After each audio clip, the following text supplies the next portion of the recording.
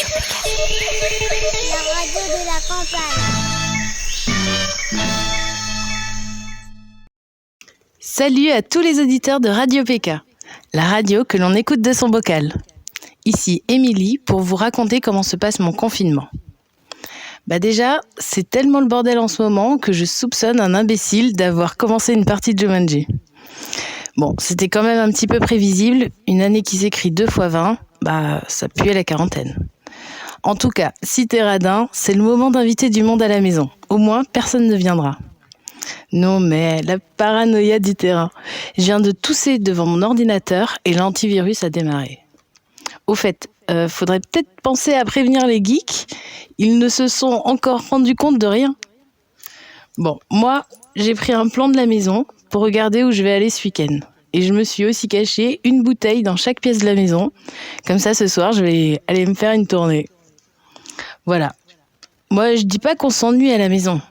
Je dis simplement qu'il est surprenant d'avoir 8523 grains de riz dans un paquet et 8378 dans l'autre. Le confinement se passe bien. J'ai commencé à faire des lentilles farcies. C'est un petit peu long à faire, mais de toute façon, j'ai que ça à foutre. Et il y a un communiqué du syndicat national des psychiatres que je voulais vous partager. Donc, durant ce confinement, il est tout à fait normal de parler aux plantes, aux murs et autres objets. Il faut contacter les psys uniquement si vous entendez une réponse. Alors moi, je suis avec mon mari et puis à force de rester avec lui, on est devenus tellement complices que j'ai failli lui parler de mon amant. Et je lui ai demandé d'enlever son masque et en fait, j'ai découvert que ça fait 10 jours que je suis avec mon voisin. Et il y a des choses vraiment géniales à ce confinement. Les animaux reprennent leurs droits dans des espaces habituellement occupés ou pollués par l'homme. Il y a juste mon chat qui est plutôt fâché à l'idée qu'on reste chez lui pendant quelques jours.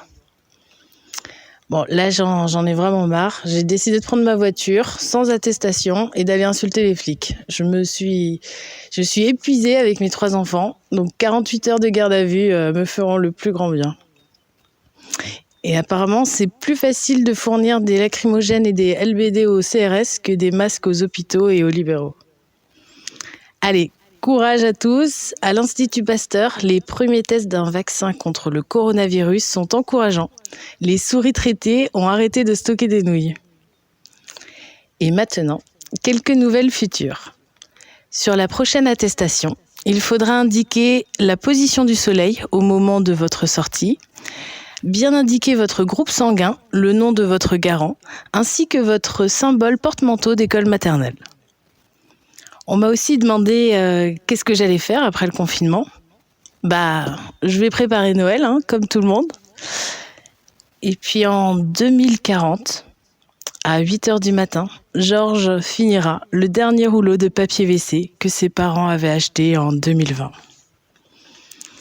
En tout cas, l'histoire se souviendra de l'ironie de cette époque, être mobilisé chez soi par un gouvernement en marche.